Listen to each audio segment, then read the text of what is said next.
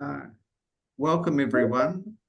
Thank you all for coming along this morning, for those of you able to attend, and then for those of you who'll be watching this recorded down the track, thank you for taking the time to have a look at this. Before we start with today's session, I just wanted to give the attendees an opportunity to understand what the FIBA Medical Commission are planning on developing over the next 4-year cycle of the Medical Commission. My name's Peter Burt. I'm a medical doctor based in New Zealand, so hello from way down south. And what we're trying to do is to really improve and get a much larger global basketball community from a clinical perspective. We want to grow our clinical community. So if you have colleagues who are working in basketball, doctors, physiotherapists, trainers, psychologists, nutritionists, who you think may find our involvement with FIBA helpful, then please forward those email contacts through to Linda Voigt so she can add them to our fast break distribution list. Linda is the contact who provided you with the invite for today's sessions. Also, if you have thoughts about feedback about today's session, if you'd like more sessions like this, if you have other topics or in other languages that you would find valuable, then please provide us with that feedback. We're really wanting to deliver content that's practical, but that's also basketball specific to all of our clinicians so that we are able to support you further. Charo? No, sorry. I tried to, no, sorry. Oh, all good, thank you. So please reach out to us. Also want to highlight that later in 2024, we'll be presenting a new website from FIBA, and the Medical Commission have been involved in the development of that. And the aim of what we're aiming to deliver is some of our content that's been refurbished and also new content that really helps get you the right information and make the journey for you on the website much easier. So again, look out for that. Today's content is being recorded, and we'll be editing that and indexing it so that by the time the next Fast Break newsletter comes out, you'll be able to, it'll be attached to that. So you'll get both the web content, which I'll go into in a moment, and also the session recorded today.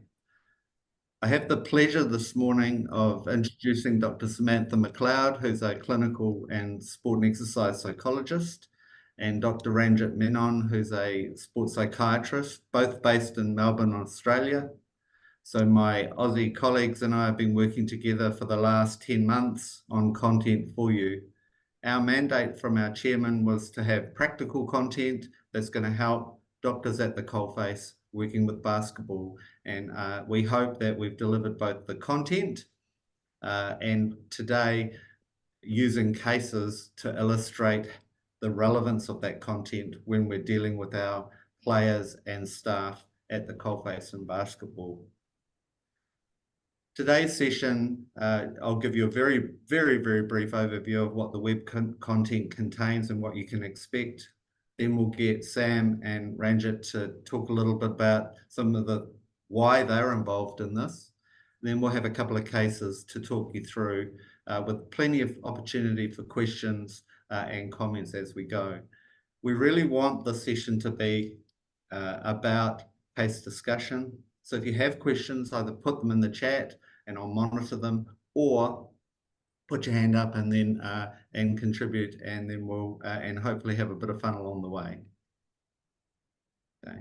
So the web content, we have a section on the role of the team doctor, important topics like communication, collaboration, coordination, confidentiality in the role in the setting of basketball, consent and this when working with basketball teams and what that means, clinician competencies and professional boundaries.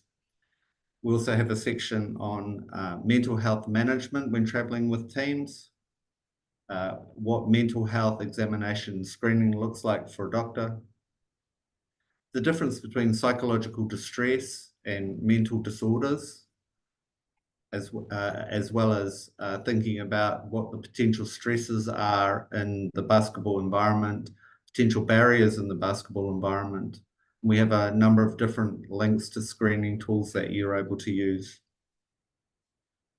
We also will discuss different types of care and management techniques. And an important topic that's often overlooked, which is when the relationship between the healthcare worker and the player or staff member is terminated for various reasons, such as health or moving teams or retirement, why this is important and how you can manage that termination of mental health treatment. We have return to play criteria for players who have mental health problems, as well as a team doctor's psychopharmacology medication kit. And then we've got some resources for you as well. So we hope that when we deliver this at the next fast break document, we hope that this will be valuable for you and very practical. I'm now going to hand over to Sam. And Sam's going to tell us a bit about Sam. I know a lot about Sam, but I'm going to hand over to her to tell us about why she's doing this with us. Thank you, Sam. Thanks, Pete. Okay, so I have both a professional journey through basketball as well as a personal journey through basketball.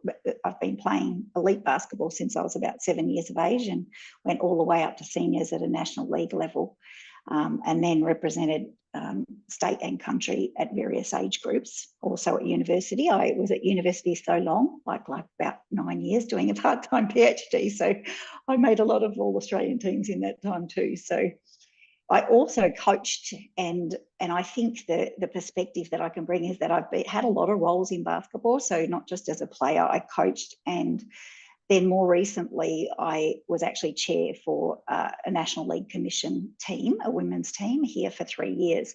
In that role, I really learned about the nuts and bolts and what isn't there for professional sport and elite sport, and what was needed, particularly in the area of mental health. And being obviously a sports psych, that was very interesting to me. I think what I've known through my PhD, you know, the stats we know is that basketball is one of the highest participation sports in the world, next to soccer, really. So I haven't seen anything like this on a global level in any other sport that I've worked with. And I have had a lot of colleagues in Australia who head up programs like soccer, different programs, swimming, asking for these kind of resources just for the Australian teams, let alone globally. So if we're looking at mental health and it's the highest participation sport and we do a good job on this, we are changing a lot of lives and changing a lot of doctors, and hopefully it'll trickle down into allied health as well. So I think it's a really important, I think this will probably be taken up across other sports eventually and across other health professionals. I think I've spoken to Pete and Ranjit about how in Australia it has changed a lot from just looking at high performance really was looked at through a physical lens. It's always the head of those programs is usually a physical therapist, a strength and conditioning, a physiotherapist, a doctor. Psychologists don't really come into that picture, but in Australia now we're more terming performance health, and performance health includes the overall well-being of the athlete, plus any medical or health condition that includes mental health, and all of that goes together for performance. So I think this is why it's important not to see mental health out in a little bubble on its own. It's just as important, and that's probably going to change here in this country. I have toured with teams, basketball national teams in Australia, so I know the realities of how you get a lack of resources. Like Pete and I were just saying, you know, back in his day, there wasn't even a team doctor. If they're very well resourced, there's a sports psych, you know, and I've been fortunate to travel with teams, but that is unusual. You wouldn't get really a mental health professional traveling with the teams very often. You know, in professional sport maybe, but not really in Olympic level sport. So the reality is that a lot of the time the doctor is the first, the physio and doctor are the main key players. And the realities are that everything comes to the doctor. So I think that that's important to skill you up in this, not necessarily for you to provide all the mental health treatment, just to make you feel more competent in that area. So role clarity is a big thing in my lecturing that I do to allied health and medical students, to understand that you're great gatekeepers, and so are physiotherapists, in taking a lot of information, and the way you think about things and the way you've been trained is useful, but it's very important that you think about your role and clarity, and just support yourself through resources, not think that just because something comes to you, you have to manage that or create an intervention for that. So it's more about building your efficacy to manage it. And why do we know that's important? Well, we know that the research shows that if the player or the athlete has confidence in the intervention model that someone's proposing, it's more likely to be effective. So the more confident we can help you be in this mental health space, the player will believe in that and will feel safe and confident about the suggestions, even if it's, I don't know yet, I need to find out. So that's what they're relying on. We also want to lift, not just player performance in sport, we're looking at practitioner performance, doing the best that we possibly can, because we know that it has an impact on a team. And when the actual health professional team are working really well together, which I've been fortunate enough to be in a multidisciplinary setting, the whole team feels it and sees it.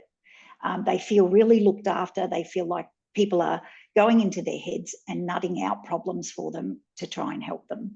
So I think, trying not just, the focus has been so much on athlete performance, but it's all the professionals working. We are the support team for them to allow them to play their sport, basically. So they're the reasons that I was pretty excited to be part of this. And thanks to Pete for inviting me along, particularly when it's a sport I love and is very passionate about. So we'll probably, Pete, we might need to move to the next slide. Pete has to do the slides for me today. So, that's actually, no, Ranjit, sorry. Yes, sorry, Ranjit. Good morning, good afternoon, good evening, and good night, everyone. This is spread around various time zones, and for those who can and have made it, thank you so much for taking the time to do so, and also thanks to Pete and Linda for putting this together and organizing and inviting us to this. We've been working, Sam and I, over the last few months in terms of assisting and developing some content from our experience working in this field for the last few years. So I hope that at least some of this will be relevant to you, and the website content that Pete discussed will continue to be developed and evolved over time in order to kind of add things to it or remove things that might not necessarily resonate with you. So this is a work in progress. I am a sports psychiatrist. I am a medical doctor, used to be a surgeon. I know it's a bit of a strange mix, but that's how it is. I treat athletes from a variety of backgrounds. I tried playing sport. I'm not very good at it. And fortunately, I figured that out quite early in life, that my lack of skill and perhaps lack of temperament in elite sport, I could make myself useful in other ways.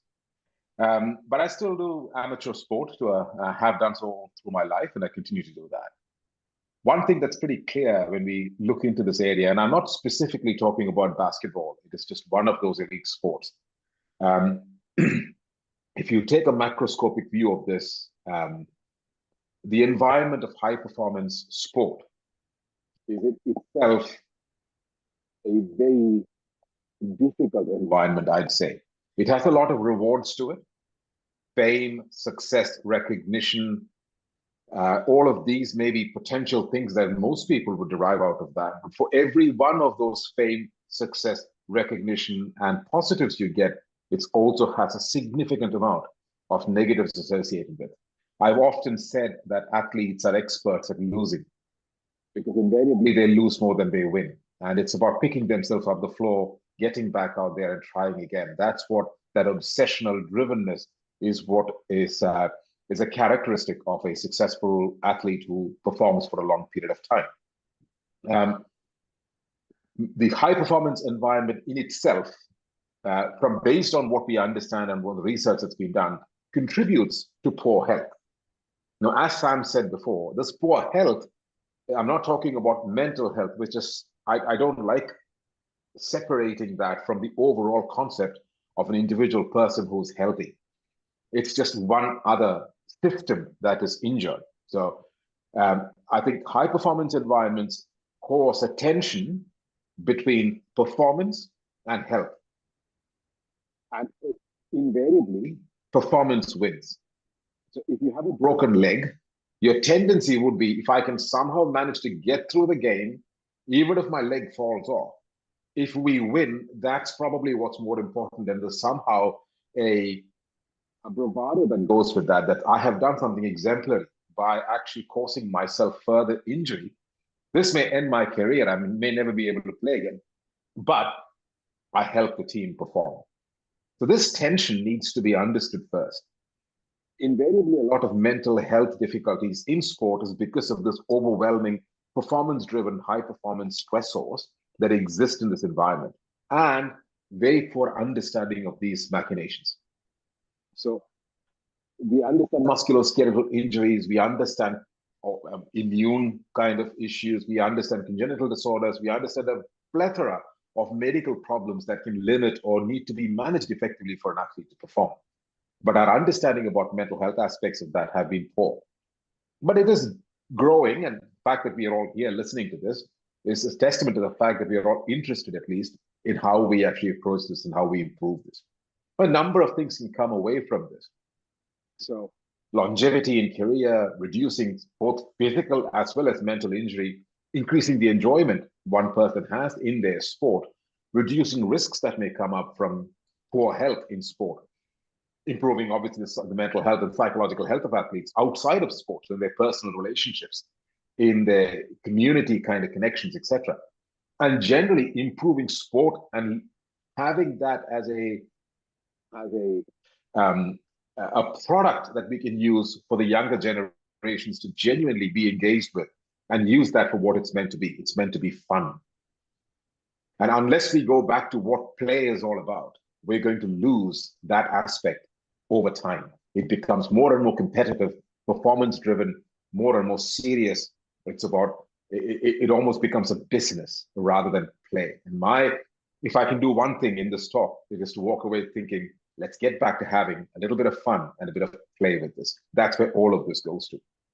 Now, that's the macro picture, the whole environment. If we take one step down into the individual ecosystem of an athlete, the organizations that control this, like FIBA, have a huge role to play in developing the understanding, knowledge, and the necessary skills to assist these people. So provision of care, access to care, these are critical things. Nobody knows or cares about kind of, what do you call that? Awareness building. That's gone. The time for that was the last 20 years. We are all aware of the fact this exists. Now the question is, how do we access effective care so that we know? And how do you develop paths towards people accessing care? So for your athlete, if they are struggling with something, the biggest thing that stops them is, if I go and tell my doctor this, will he or she understand this, or will they think I'm being silly? That's the first and the biggest barrier towards accessing care. So the only way we're going to remove those barriers is by working together. I think doctors, clinicians in sport, physiotherapists, trainers, whoever, psychologists, we have to work together and collaboratively to form some basic understanding and some basic pathways for this. Then everything else will follow. So what we are trying to do today is to start this discussion with you. We're really interested in getting to understand what your limitations are, where you would like us to take this, because you drive this. So we have a couple of cases that we've prepared, and we thought it would be easier to discuss these aspects with you through the modicum of those cases, and that is what follows next. Pete will chair this, and I'm sure that you will have access to us through email or through other methods to query about us. If you don't come up with a question today, please feel free to contact or liaise with Pete, and I'm sure he'll be able to connect you to us so we can answer any further questions that may come up. So with that, I'll hand it back over to Pete so that we can move towards case studies. Thank you for listening to me. Thank you both. Yeah, as Ranjit said, one of the key things here is that this is the start of something in terms of supporting you with practical information and basketball specific information. So please feel free to join in, either put your hand up on your screen or in the chat, and we'll endeavour to do that as we start. Now, I made a slight tactical adjustment to the cases. So I'm going to hand over first of all to case 1, and Sam's going to start that. But again, please reach out if you have questions as we go. Sam. Thanks, Pete.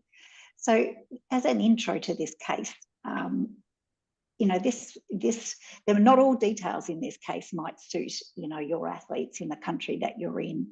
But as a background in Australia, we certainly have seen younger athletes as far as basketball players being put into senior squads and also making WNBA drafts and being almost developed over a couple of years and until they reach an adult age. So I think it's probably going to move that way, that we will see more younger athletes, which is why I targeted this one, because I think how do you deal with someone under age in this situation is probably something that we can all discuss.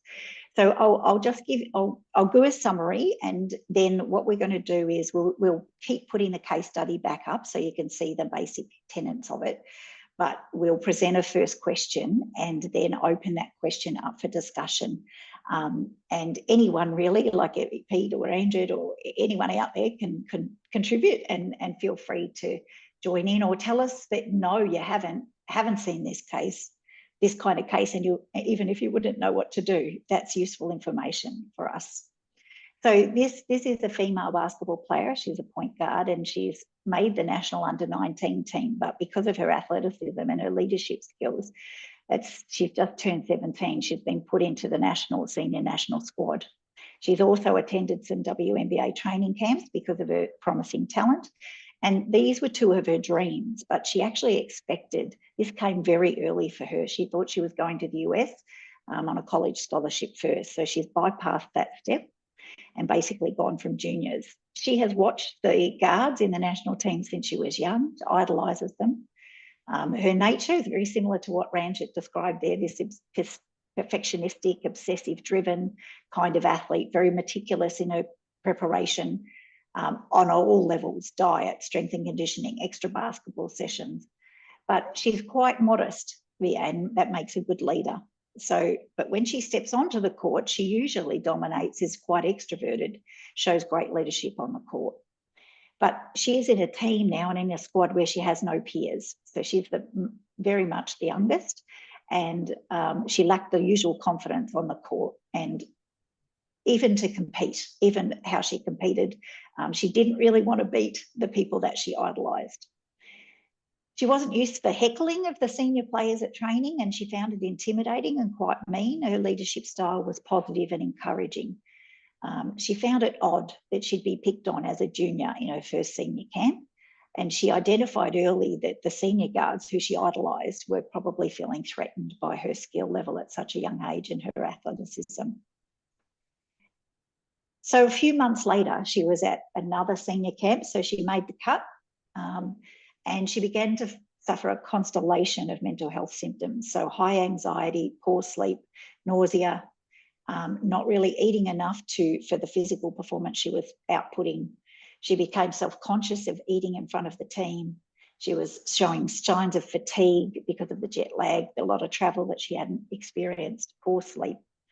And she also began to have panic attacks for the first time in her life, not really knowing what they were, making lots of errors and becoming quite angry at herself, which is pretty typical of that kind of personality. She didn't really tell anyone how she felt. She portrayed it to her veteran roommate that she was just angry at herself for the way she was performing. But the veteran roommate noticed that she was really in the bathroom a lot after meals. She wasn't really eating at mealtime. She'd spend hours scrolling on her phone overnight, eating some junk food.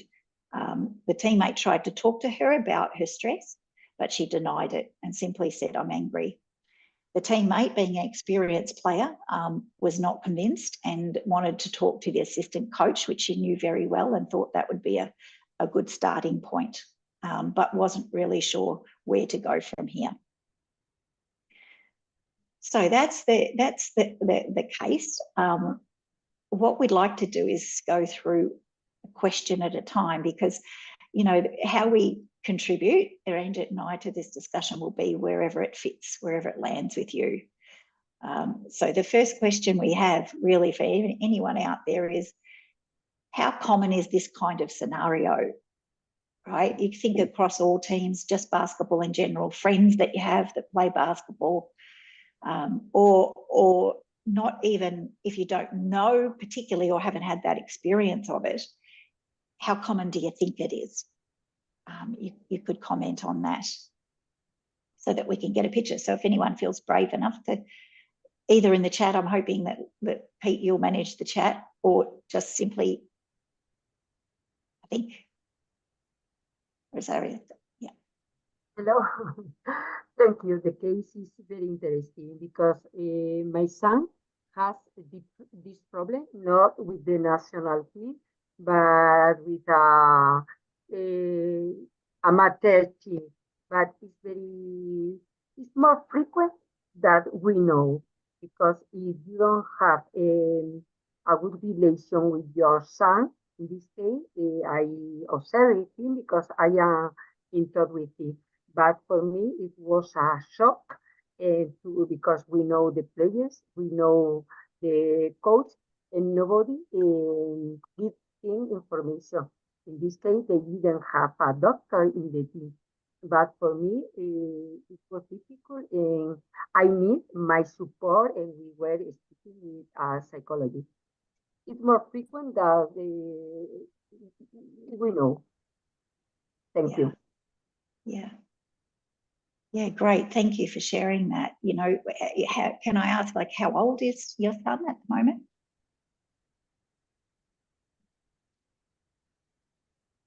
No. She might have gone off. Can you hear me? How old is your son? How old at this time? Yes.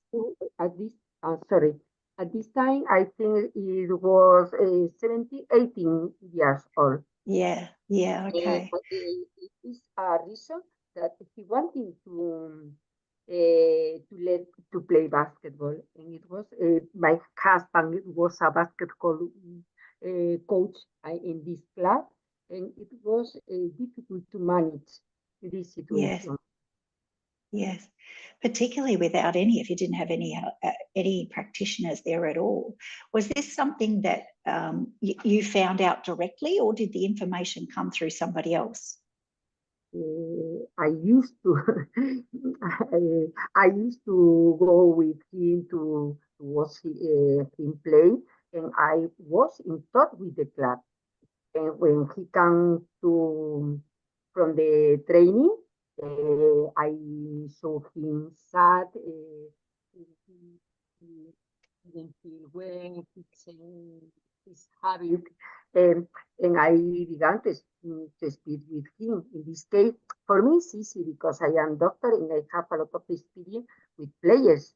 And in this case, I have contact. But the problem in this case that nobody in the class did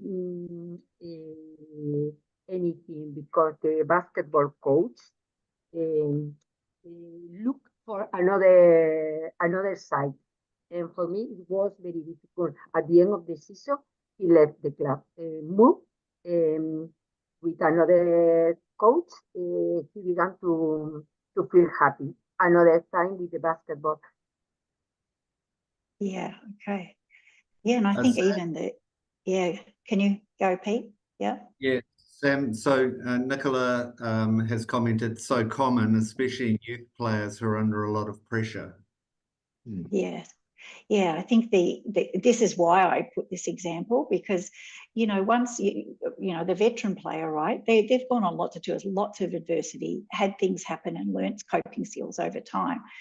someone like this, and I actually see this quite a bit because I work with younger athletes as well, when they are so good and they accelerate and then they just expect them to be able to perform and cope like a grown adult, they've actually missed out on a lot of steps, and they're spending a couple of years catching up mentally, like catching up with what is actually happening.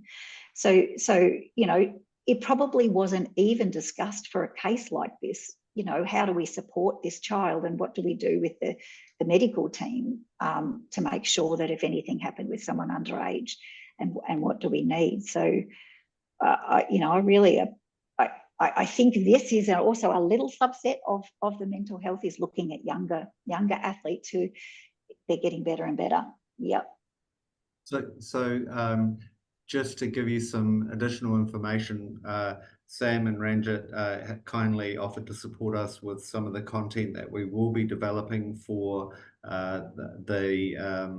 for players, and we are fortunate that the FIBA Players Commission manager will be liaising with us, so we can actually deliver content that they want for them. That's and as well as that, I'll come back to that. Mani? Thanks, guys, for this presentation. I think this is very helpful and long overdue. But I interestingly have had a bit of an opposite experience working with the national team in Canada. We've got sort of an older cohort that seems to be, I would say, retiring out of basketball, and a very, very young, same sort of age demographic cohort of very skilled young basketball players coming in.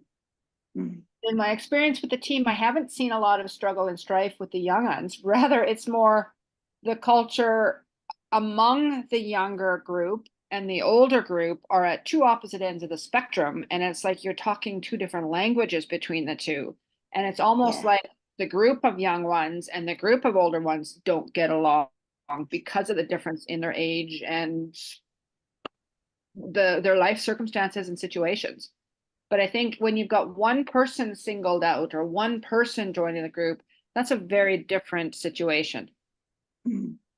Thanks so much. That because you know the context of this is a team sport, and I also work in the AFL in football here in Australia, and that is exactly what's happening to our teams. Half the cohort is very young, and the others are, you know, revered but on the verge of retirement. And we are, as a psych, trying to get these teams, their culture is completely different. And I agree, if it's in a cohort, if it's a shift in a cohort and you're getting a lot of them coming through, sometimes the younger athletes, because of the input that they've had in academies and how they've come through it development-wise, they've actually got a better culture than some of the seniors. And yeah, so, you know, I think in what I've seen in Australia is there's, at the moment, very different. Like football, we're talking about 44 players, right? So you can have half and half of different cohorts. When you've got 10 to 12 players in a team, probably, you know, it's unusual for most countries. There's usually one or two that are filtering through and they're hanging on to their oldies. But I definitely agree. So thanks for bringing that up, because I think we're just looking at how to manage case by case here. But from a sports psych perspective, we need to look at it within a team. And I guess that's why I brought up that information about she wasn't used to the culture of the way this team was talking to her, the older players. Okay, Pete, is there anyone else that we need to? Not at the moment. No. We'll go to the next question. Yeah, great. So we sort of, I think you touched on this a little bit, so we may need to just tease this out. But if you haven't actually had experience with this, so some of you might not yet, just a general gist so it can help us look at where we pitch education is, how confident are you that you would know how to manage that situation with a 17-year-old in a team of veterans, with a doctor, maybe a physio, away on to the second camp? If everyone can sort of give me an idea of you know, where's your level of efficacy about being able to manage this and how you would go about it.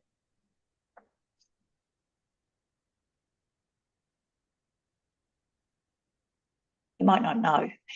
You might say, I don't know. I don't even know. how confident I am.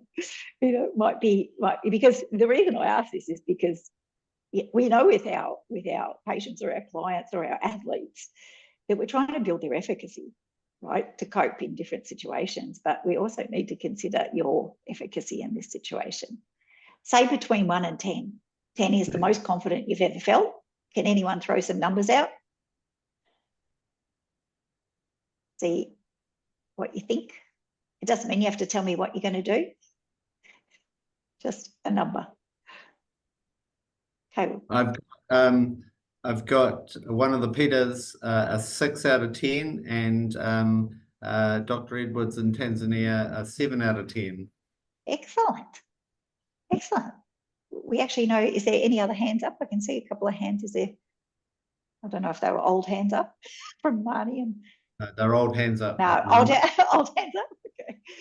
Yeah, that's actually quite good. So I'm impressed because, we actually, some of the evidence shows that if people sit between 7 and 8 out of 10, that level of efficacy is pretty good.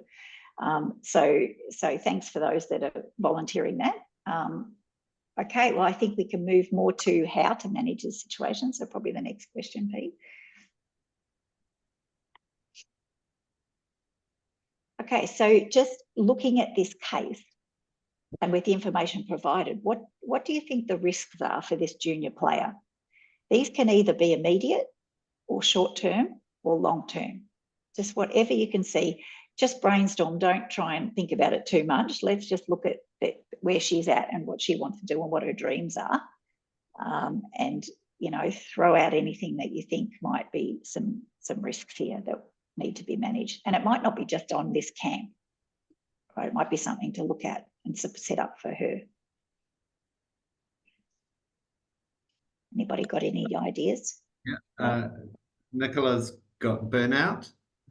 Yeah, which I think is, burnout in itself is well, it's both a physical and mental condition, and I think that is very misunderstood. And how Ranjit was talking about performance, how the emphasis is on performance and keep going even when you're not healthy. It's there, particularly in Olympians that have gone to multiple Olympics and also professional. Yeah, missed opportunities that may persist, and they might quit basketball. Yeah, wouldn't that be so sad for someone as talented as this? Yeah, and similar to what Rosario said about her son, quit the team. If this was an athlete at school, that's usually what happens. They move. They have to move. The system itself doesn't adequately support the athletes, so they actually have to go around these teams or do something else. But you look at the potential of this. That's one of the saddest things. One of my missions, I guess, why this is so important is because I can't really understand when you're embedded in a sports system and you have so many key stakeholders and you have so many people, how could somebody end up so ill? So I think that's something for us to really look at. Any other suggestions, Pete? Yeah, go ahead, Ranjit. Sort of jump in, but I just want to go back to that first question and just give a little bit of a run in towards that.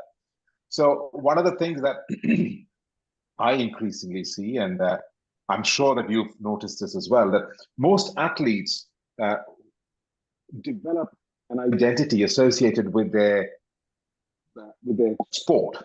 So we call that athletic identity. So from a very early age, you're seen as being particularly skilled in a specific sport, or maybe in a number of sports. You're athletically gifted. Most of us who are not athletes, we have a developmental curve from about the age of 6 or 7 onwards, where we develop a sense of who we are and how we interact with the world, which is kind of what identity sits for.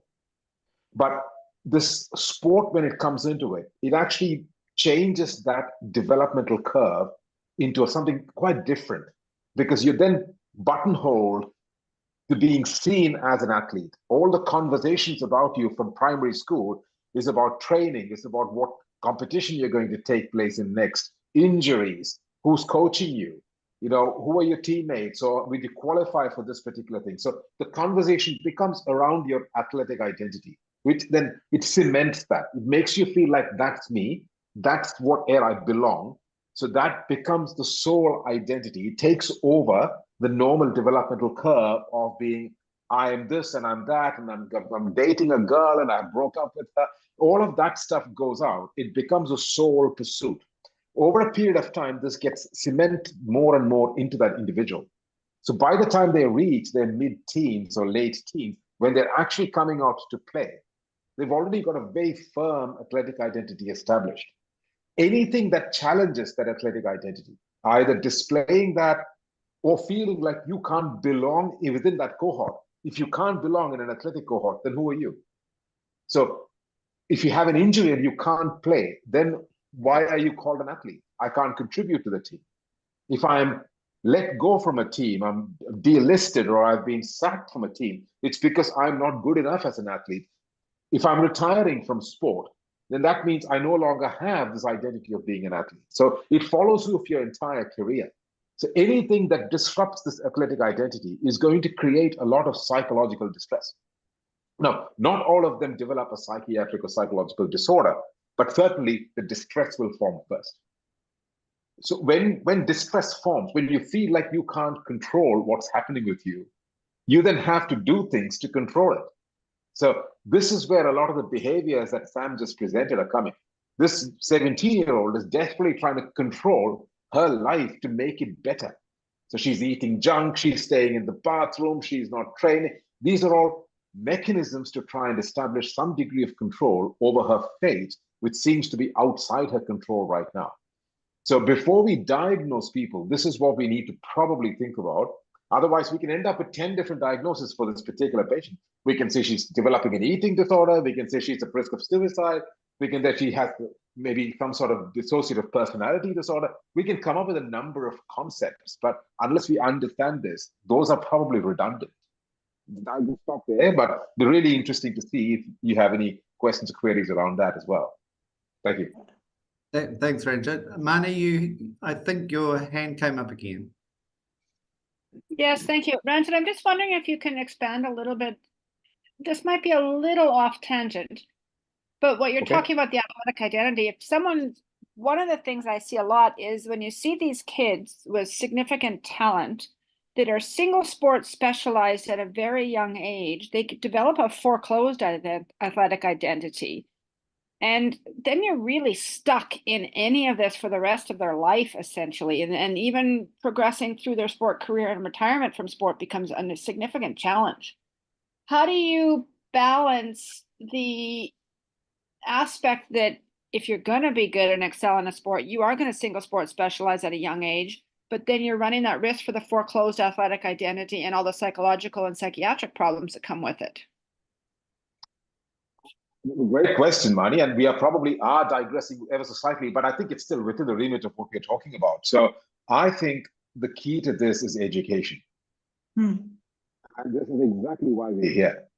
Because we don't have, I certainly don't have the reach in passing on what I understand and know about kind of athletes and their mental health to developing athletes, or to ground kind of, what do you call that? Green shoots, athletic kind of stuff, school, early childhood, or junior sport. I don't have as much reach into that. So I think if we can actually, as a group, be better informed about this has to be passed on to that. But we've lost that opportunity with some of them who already got it, who already kind of transcended that age and now are in the mix. So one of the key things to talk is about developing an alternate sense of self. So this is where a career development is so critical. That yes, you can have your sport, but you need to have plan B. And it doesn't matter if it's digging a hole, as long as you have a plan B, you're probably going to get a bit more broad-based. Otherwise, you're singularly relying on this to work, and when it stops, you're going to be in a fair amount of difficulties. So I think that's the message that needs to go out. But you're right, and I don't think this is, yes, it's probably, single sport athletes are probably a little bit more contained. They're a bit more aloof. They're a bit more cut off because there's no structure around them usually. It's usually their coach and perhaps their family who actually manage a large amount of their sport, and they themselves. it's not that different from team sport, although, because there's a comparison factor then. I have 15 other teammates in my team. They're all doing well. I'm the only one who's not, in my judgment, doing well. Ergo, I must be the loser. They're all the winners. So it can create this dichotomy there as well. But I think the key is to kind of develop a bit more broad base for athletes so that they've got something else to rely on rather than this individual identity piece of being an athlete. Yeah, if I can add to that, Ranjit. Yeah, so where I said, where we were talking about, Marnie, the cohorts and how sometimes the youngers coming through, I actually think, well, particularly in Australia, and I don't know about Canada, but all our institutes of sports, all our development academy programs for athletes are working on the whole identity of the person. And these guys are coming through very early with their stronger sense of self. I certainly see Olympic swimmers now who have unbelievable careers, running businesses, get their self-esteem from other areas, and they're retiring very well and they're making good decisions. So it's not actually just that they choose a sport early, because when we know what it takes to actually be elite, they have to start early and they have to get the skills early. It's actually everything that we put around it to make sure that they understand they're a person and that people talk in that language. I think what Ranjit said before about it's actually the organisations, though, that have a lot of responsibility. So even in the AFL, we are constantly trying to educate them, the health professionals, about what is needed to support these athletes, these professional athletes, and to help them grow. And they have components in their program for all of this stuff, even at a professional level. So this is what I mean by performance health. And we're looking at developing a person that's healthy, mentally healthy, which means their self-concept is rounded as well, not just through their sport. I think you've got some amazing programs and systems in Australia that are probably leading the world. Yeah. The rest of us should strive to emulate. It's just not realistically possible in many places, I think. And you're getting kids that are growing up doing nothing but their sport. Their family doesn't have any understanding of what the outside needs are. They think the more sport you do, the better. Yes. But I think this is exactly why we're having this conversation, because it's the only way we're going to save or help these kids. Yes, and identify the areas that need more, need more education. Thanks, Marnie. Culturally as well, Dr. Edwards just mentioned something, and I replied to him. I think it's a very good point, is that in many other parts of the world, I think the concept of mental health is not seen as part of the medical kind of area of practice. It's done by either religious kind of interventions into that, by your own religious heads, or it's done by the families in terms of counseling generally. And I think it's very difficult for what we are discussing here to actually be replicated in such cultures. So I think we have to work with what we have. I think it's by all means, if the family tries to manage that, it perhaps will get to a point where the families may come to you and say, look, well, we've tried, but we're not getting a lot of inroads into this. What do you suggest we do? And I think that may be the time for the doctor or the health professional to then say, okay, fine, you've done this. These are the options available. Perhaps we can consider. I'm not saying it will work every time, but at least that's probably the only mechanism we have. And again, we've seen how much the concept of mental health and the kind of negative connotations associated with that has changed, even in the Western society over the last 10, 15, 20 years. So eventually, over time, this will actually dilute itself in other cultures as well, as more understanding, less dogma, and more kind of mental health is seen more as a medical issue. It will change over time. Perhaps not in my generation, but certainly eventually it will get there. So we just need to be patient and do what we can, rather than say it is an impregnable fort. It's not. It will change. Yeah. And just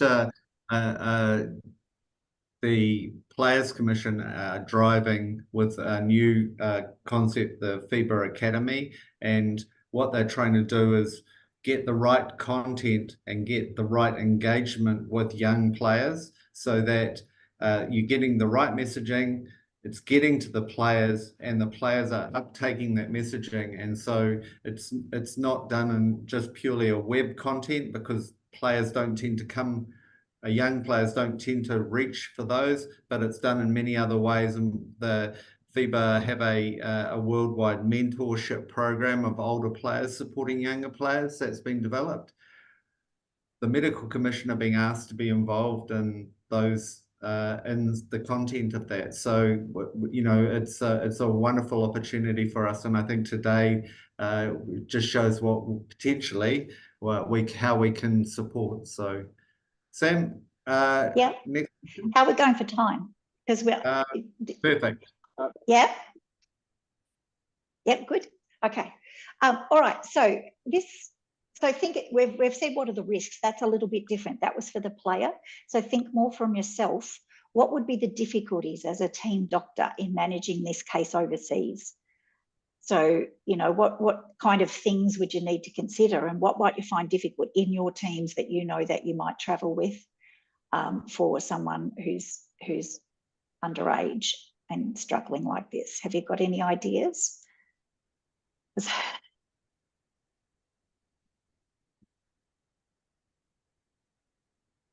You know, I think a younger person, the way this younger person has denied it, often younger people who haven't had experience at building resilience, they actually don't know when they're mentally struggling. They don't know that the symptoms that they have is actually leading, you know, to psychological distress. They think it's part of sport. And so she's interpreted it as angry at herself for not performing well. And so think of all the practical things that might be difficult in trying to help here. Does anybody, Pete, you'll let us know if anyone jumps into the chat. Yeah. Sam, I'll probably say something about that. I think what Sam is also, indicating in this is there is also the concept of physician anxiety. You are not in your practicing rooms. You are in a different country overseas. You also will feel anxious because you don't know the systems that are present there, how to intervene, how quickly you can connect that. It will generate a bit of anxiety within yourself. And when we become anxious, we also kind of start making it difficult for us to make good decisions quickly or to make choices. We become more indecisive.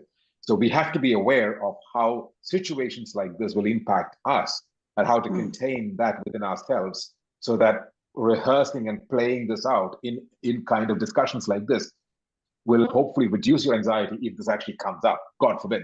I hope it doesn't, but if it does, at least you're better prepared for it down the line. This way. Yeah, that's exactly right, Ranger.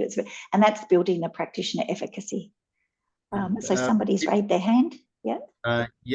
Peter mentioned you have to try to hold the situation together by being supportive while on the road, and then follow up care when you get home. Yeah, excellent. 100%. Yeah, and the holding together. You know, that's what Ranger said. And we know this from parent-child, don't we? If the parent becomes anxious, so does the child. So that's what I was saying. If we can get your performance to the point that you feel calm and in control, then the athlete will also follow suit. And sometimes that's bluffing. Sometimes it's bluffing at the start until you work your way through it. Sarah? Any other? A couple of really good points there. Nicola and Gio have put in the Q&A as well. A challenging approach to a case like this, especially if she doesn't want help, and we're usually not skilled enough for mental support. And he speaks for himself. And Chin, because she is a minor and she may ask for healthcare, ask the healthcare practitioner to keep it private from parents, that might offer a challenge. And Omega, most teams in East Africa will have a matron travel with the team, listening and counselling the athletes as part of their role as the travelling den mother. Wow, that's impressive. Yeah. Charo, you had your hand up?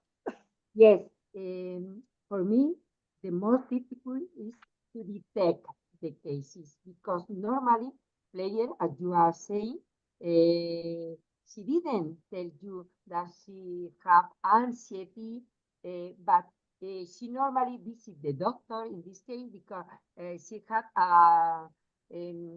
a digestive problem or a skin problem. And in this case, if you speak or you know, or are you washing some different days with the same problem, you have to think or to have in your mind that you have to explore emotions.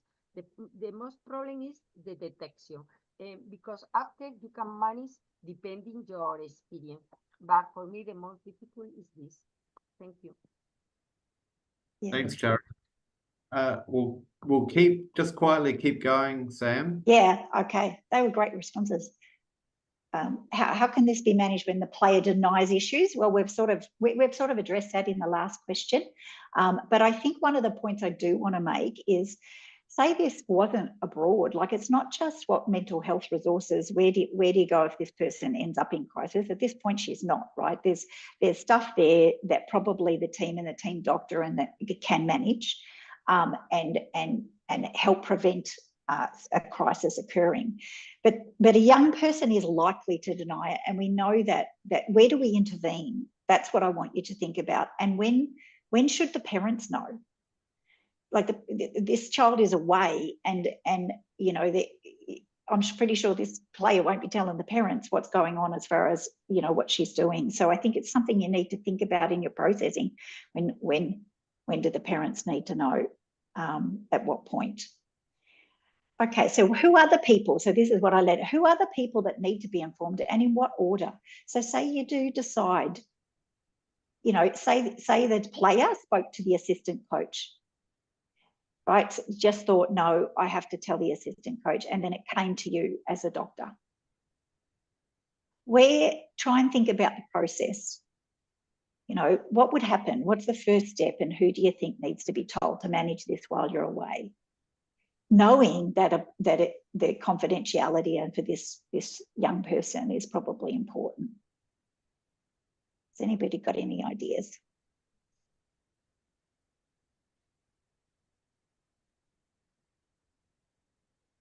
It's in the chat. Stuff. I mean, you know, it is hard too, because other countries might have different laws about ages of minors and situations like this, but that's what we would find interesting to know. And you know, your culture as far as where you hold the confidentiality might be different as well. Because this person, who doesn't need to be informed? Who doesn't need to know? Okay. Yeah.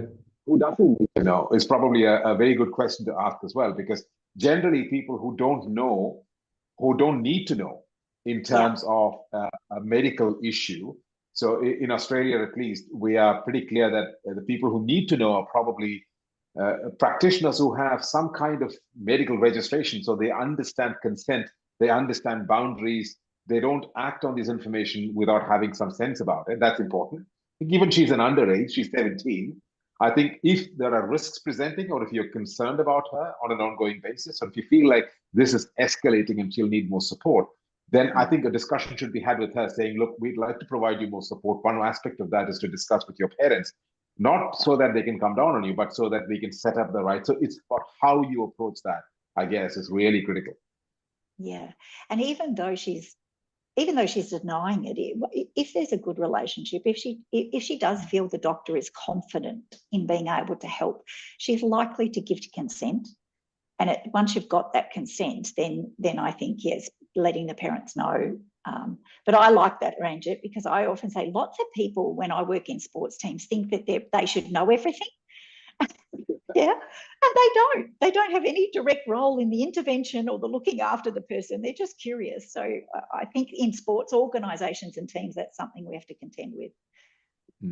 And consent is a critical thing here. Where possible, you should seek consent, unless there are acute risks that you're really worried about, in which case you can breach that consent and confidentiality. But tell the patient first, tell the young woman first, look, I have to tell your parents because it's reached a point where I'm genuinely concerned about your safety. So even though you're telling me don't tell them, I must tell them because of these reasons. So I think that's the way to approach that, is being completely upfront about that, so that there's no question later. I knew about it. I've explained it to you as to why I'm doing this. This is why I'm doing it. Yeah. And I think at this point, like if I was with this team and where she's at, you know, probably I would speak to her the way you've suggested, and probably it's not a crisis point, but we're trying to prevent that. So I'd contract with her to be monitored by me fairly regularly in the next week or so, you know, for camps like they're away for 3 weeks.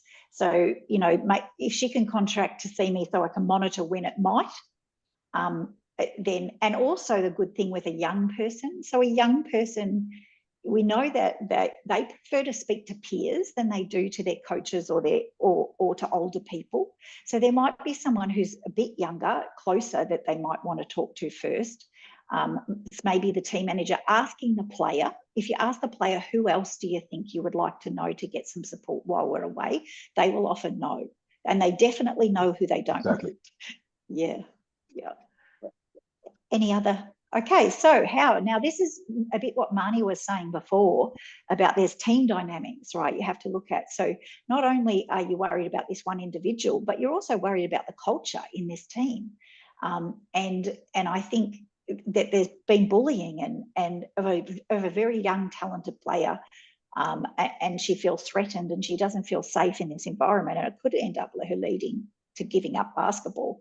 And they're leadership players. They're someone that she idolised, right? So her whole view of what this dream is going to be like and how hard it is. How would you, I mean, do you think, this is more a question, if it's only come to the team manager and the doctor, as a health professional, do you think there's any role for you there to impact on the actual team culture or what you'd be worried about? Because say there was an abusive situation, we want to protect anyone else from abuse, right? So we're saying we can't have people coming into this team this young if this isn't addressed. So what do you think your role is? How could you impact on this? Can you think about that? Or do you think there isn't a role and you just have to deal with the individual in a team sport? Has anybody got any ideas?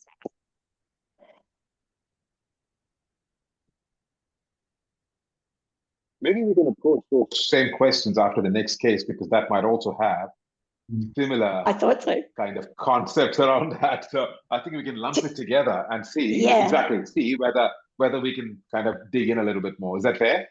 Yeah, I think so. I think there's bigger themes there out of both of them.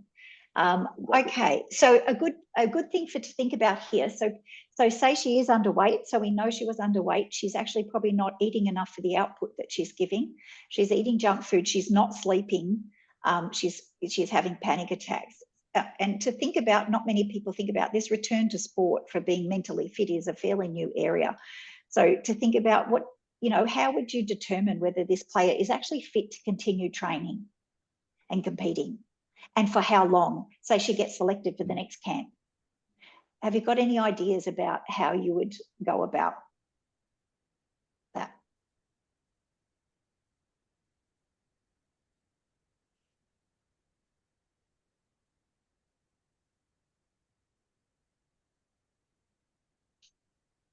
Yep. Rosario, you putting your hand up? Sorry, I am too much. My English is not good enough.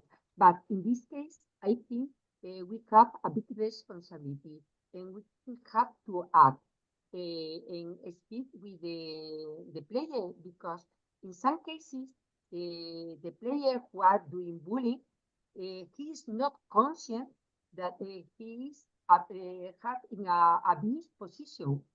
Because I was speaking in the case that I told you at the beginning, one of the players, he told me, if I was a fantastic colleague with your son, do you understand me? In some case, we need to manage in the best way, tell the player that she's she's not acting in the best way with another player, because he can't continue doing this with more players. We need to wait, because we are helping her too. Sorry. Yeah, thanks. That's sort of giving some insight, you know. It's a bit like bystander stuff? You know, if you see something happening and just stand by and watch it, or do you think you should speak up? I think as health professionals, that's a hard position for us. We usually think we should act. You know, so I think one of the important questions is the last one, because this is really what we as a group want to help you with. And if you imagine this situation, what supports for yourself do you think need to be in place when a junior travels with a senior team? What do you think you could be more prepared for in this scenario before you even get to traveling? What kind of things do you imagine might help them? Peter mentions this situation needs fairly specialist care. The team doctor's role is to identify the situation and then track progress with the treaters. Yeah.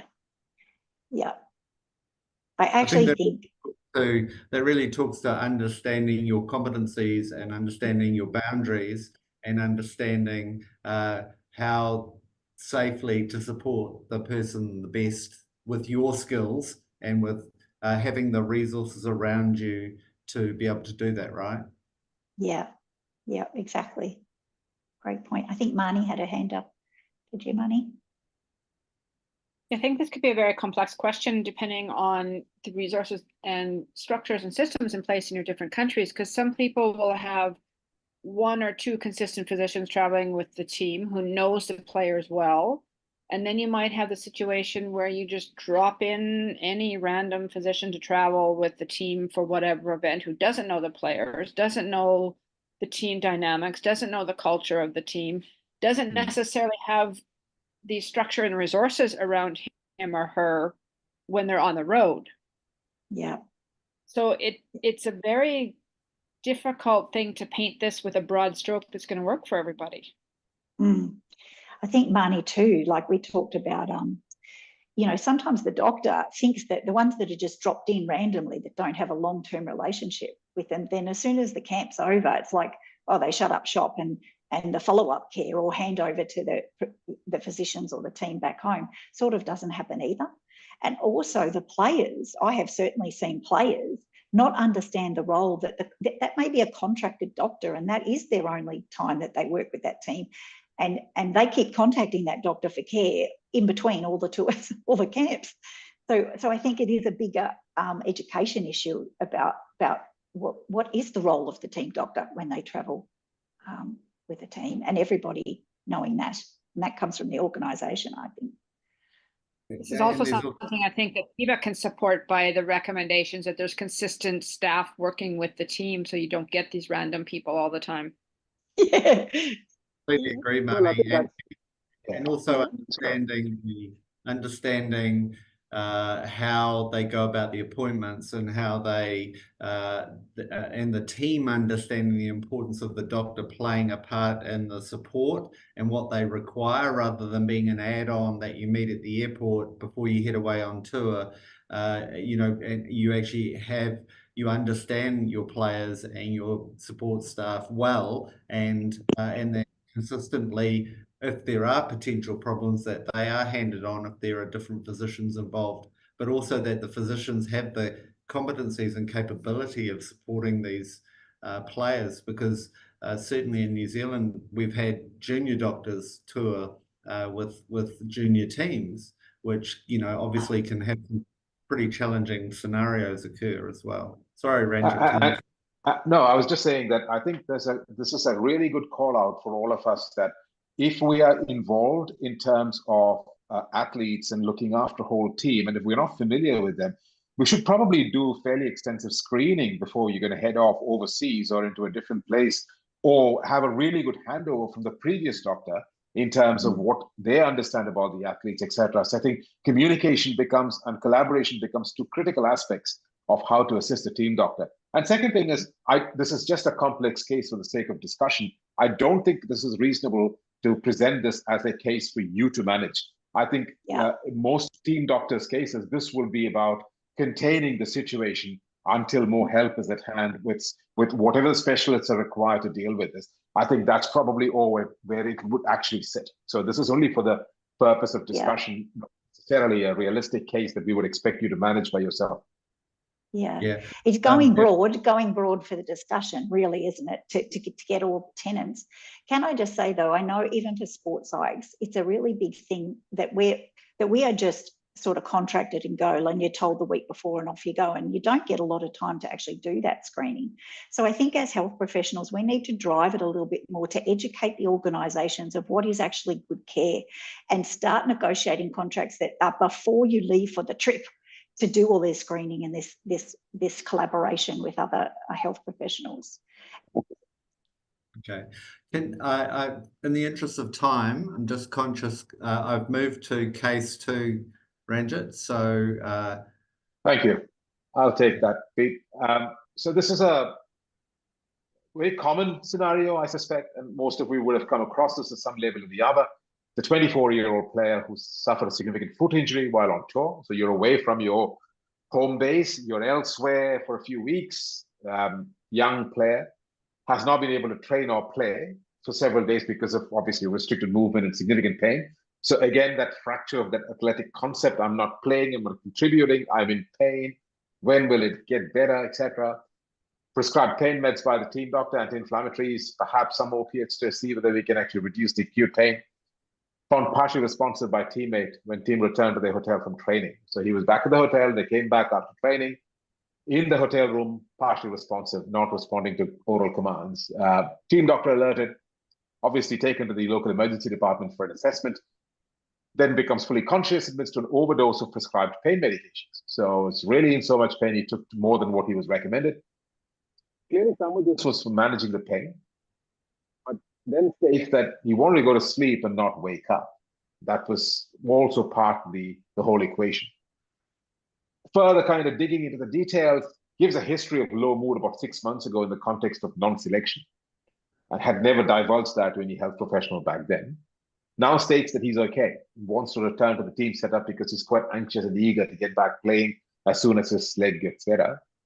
Denies any suicidality, and felt that this was done impulsively at that stage. He wasn't thinking straight. That's the case. That's a simple case. But I just really like you to think about, if you are faced with this in a real-time scenario, what would you do? So just want to put those list of questions there, Pete. Yeah, just put all of them on. We can then go through them. wrong. Sorry. No, I got your ones. They're coming. Yeah. No worries.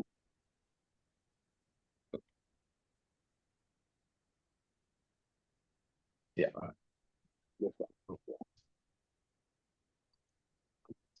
Yeah. So again,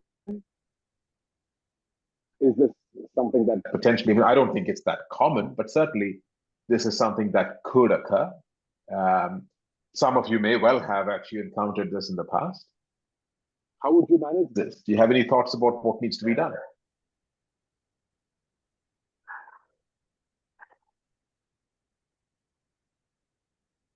Charo wrote not frequent. Yeah. This was a failed suicide attempt and needs to be managed. Okay. So it, perhaps, I mean, I think we probably should take it seriously, given that this could have had disastrous consequences. Even if it was an impulsive act, this could have resulted in the death of a player. He's clearly telling you that there's something else going on. It's not just the pain, medicines being used for pain. I think the little inkling that I've left there is that there is a history there of a period of depressed mood in the past. Quite often, there is a huge correlation between depression and pain. So when pain goes up, so does that low mood becomes intensified, and depressed symptoms get worse. So he's in acute pain, clear fracture of athletic identity. There's two reasons why there's an increased risk of a mood disorder here. Now, we haven't established the fact that he's currently depressed, but certainly he's currently distressed. There's psychological distress going on. He doesn't know how to rectify this particular situation. So maybe there was an impulsive act. Now, that carries two risks. One is what Pete mentioned there, is that this is a failed suicide attempt. He was intending to go to sleep and never wake up, clearly. Or it was a cry for help. It was saying, listen, I'm not doing well. I don't know how to tell you this. this is the best way I can bring it out to the fore. But now that I've said it, I'm really embarrassed. I just want to put it all back in the box and go back to how things were. So those are the two ways to think about that aspect of things. It is difficult to manage this on tour because you're not in your home base, you're elsewhere. There's limited access to resources that you otherwise might have. So I think this is where risk minimization goes in. So you do a reasonable kind of delve into the details about how risky things are. You probably need to think about changing what you're prescribing so that you're prescribing medicines that are less toxic, less toxicity, less risk of overdose, and less risk of any kind of adverse outcomes such as overdose or death. And you need to probably say, look, I think you're best to do what exactly? Send the player back home and say, I have arranged care for you there through somebody. You need to be assessed and you need to get the treatment for this. You're not going to be playing anyway. So let's kind of get ahead and treat you so that you can be as fit as possible coming back in the next chance that you get.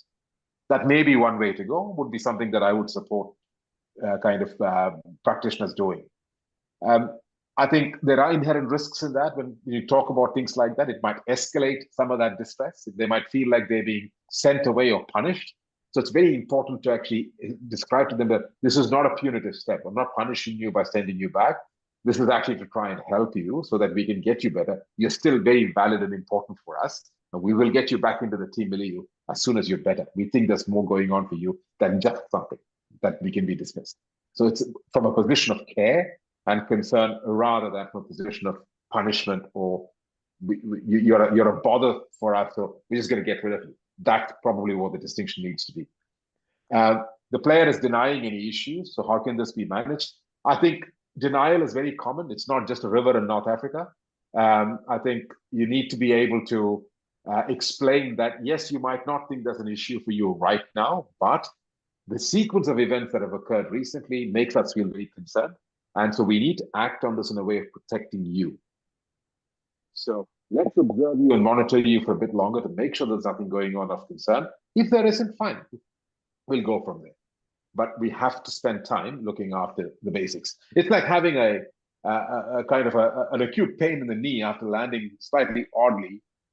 You've done scans, you've ruled out any major kind of musculoskeletal damage, but you don't want to push that particular knee and end up with an ACL or some other tear.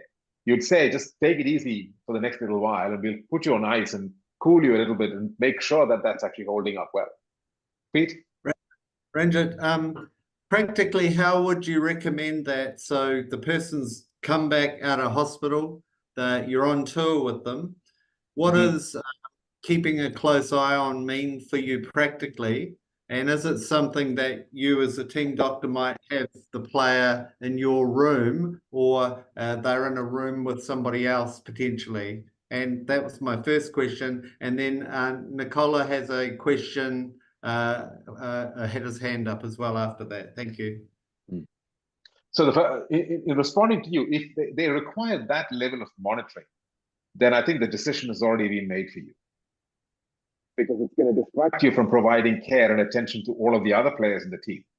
That's not your core job there. So I think this player probably needs to go home.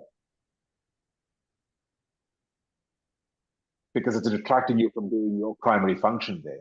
And so the monitoring can be done elsewhere by specialists or the people who are skilled in that away from that. So you probably have to make decisions regarding sending this player back home.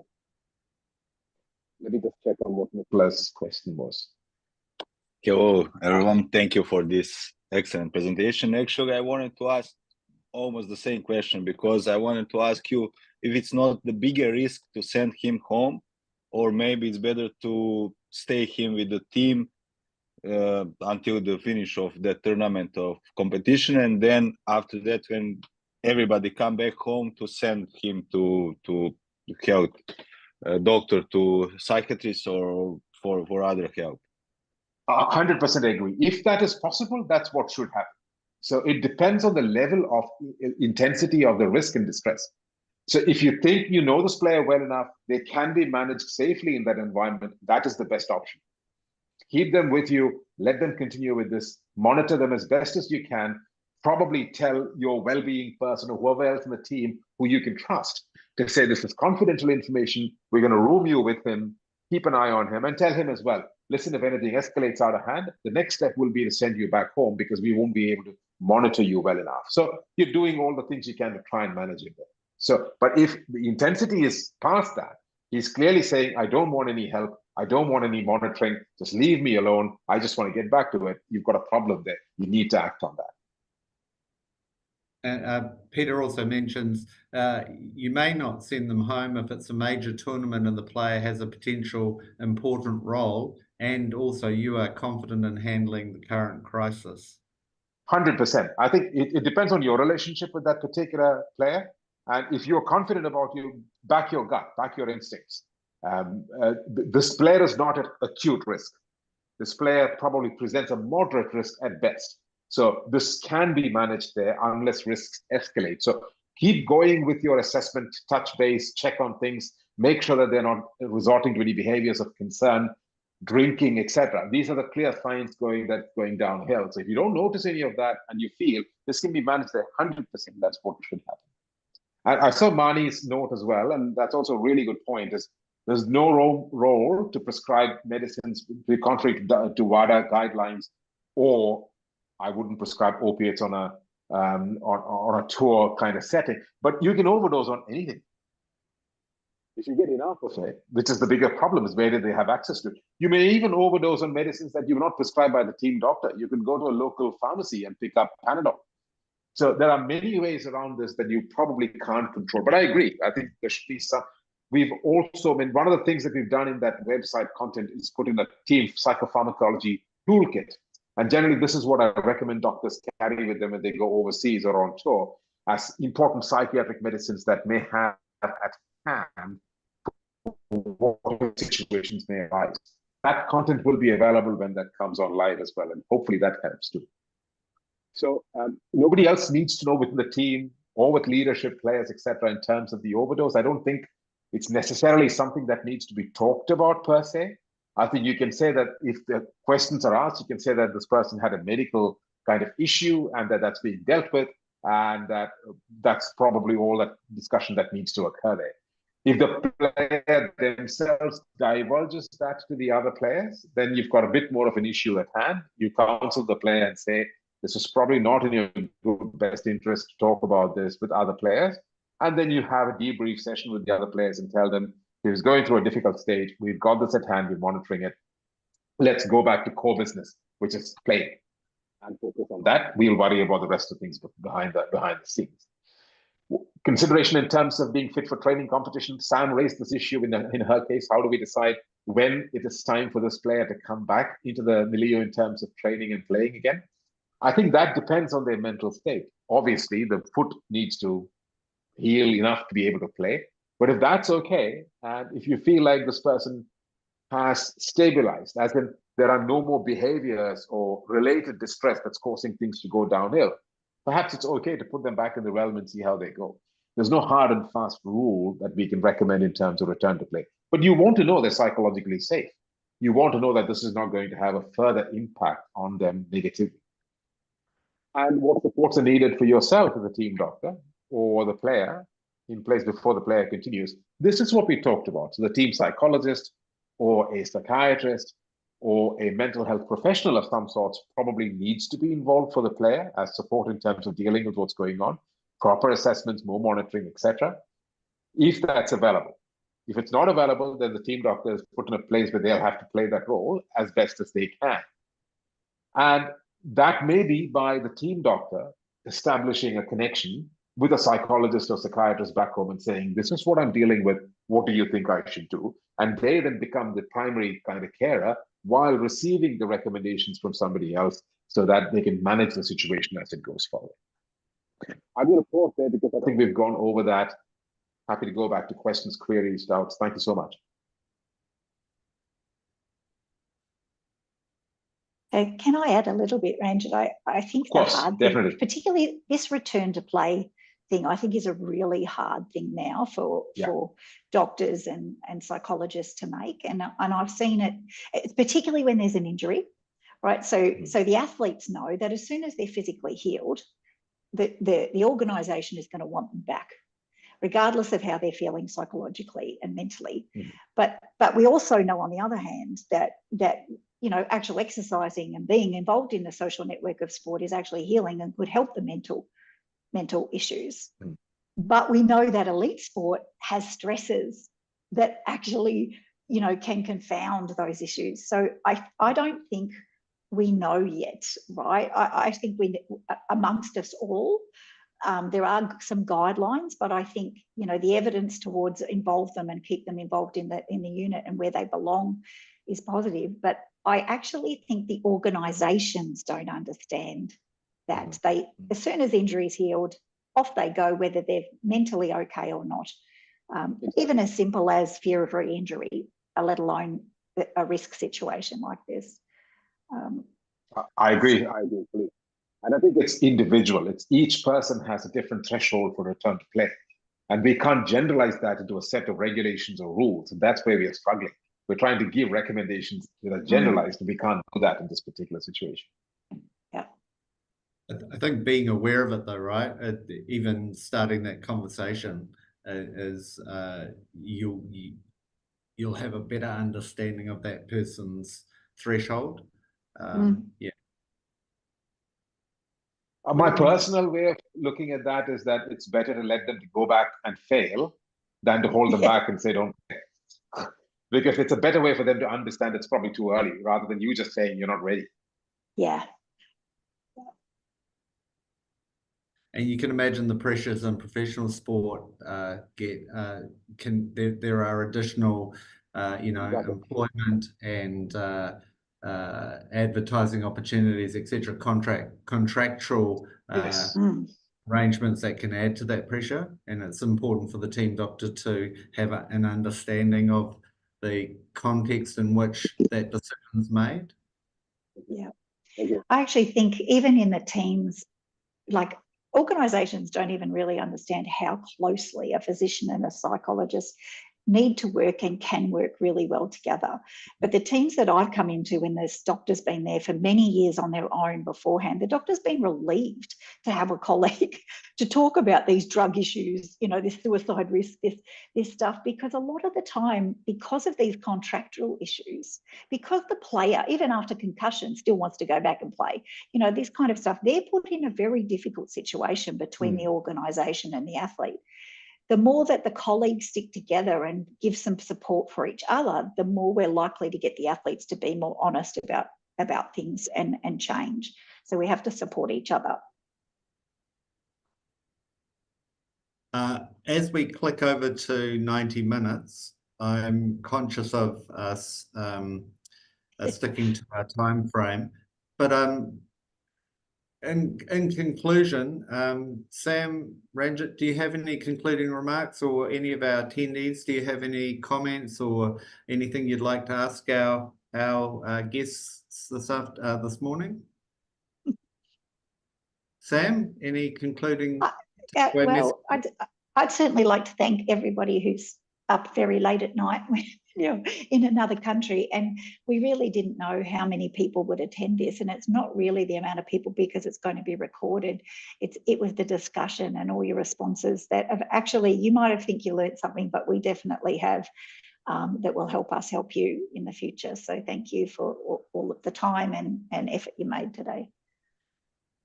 Yeah, can completely agree, Ranjit. Thank you so much for everything. No, thank you.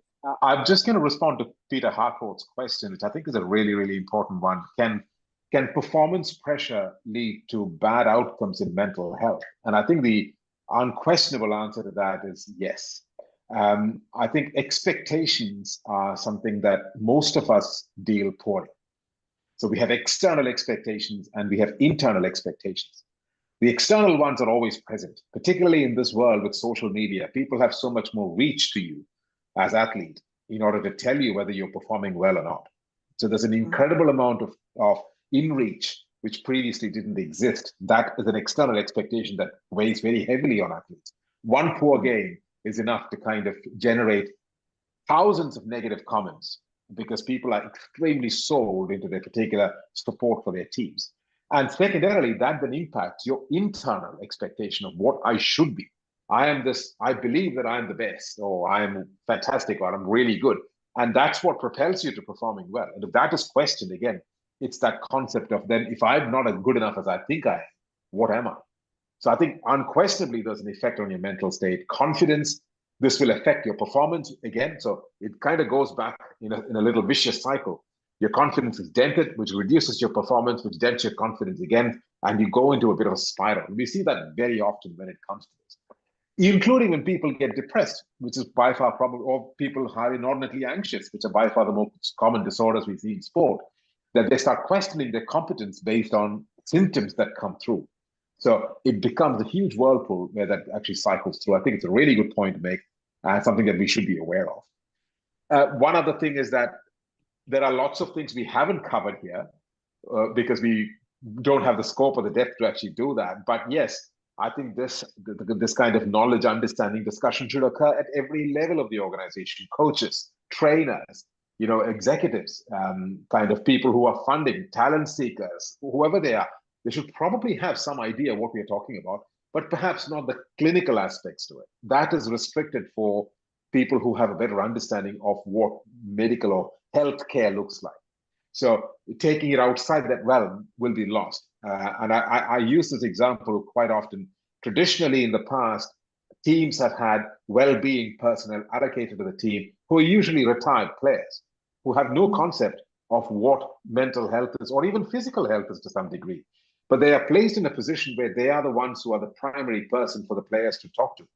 Now, this causes two difficulties. One, they don't know when to act or how to act if something dramatic comes up, like suicidal ideation.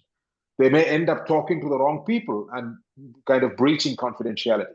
So potential harm can come from that. But the second thing is they themselves can become traumatized. If a player actually commits suicide after telling them and they hadn't acted on that, they'll carry that guilt for the rest of their life. So in both ways, harm can be done. So we need to be careful about what it is, where the boundaries are, and how consent and confidentiality is managed within this. So we can talk further about other things down the line. I'm sure people have other things kept for us, but thank you for your time and listening to us. And I'll hand it back to Pete. Thank you both very, very much. Mani, you had your hand up? Yeah, I just had one sort of final concluding comment. After 5 years in working in elite sport and sport medicine, I actually went back and did a master's degree in sports psychology just because I realized this is an area that we don't learn in medical school or in residency or in your fellowships. And then you get into practice and you feel like a fish out of water. And it's a huge part of what we do in sport, especially if you're working with athletes at any level of development or teams. And after 25 years of practicing in medicine and doing this, I still don't feel like I have all of the tools in place, but I have a very good support network around me.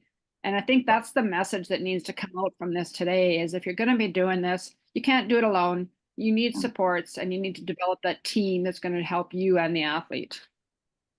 Well said, Mani. I couldn't say it better. 100%.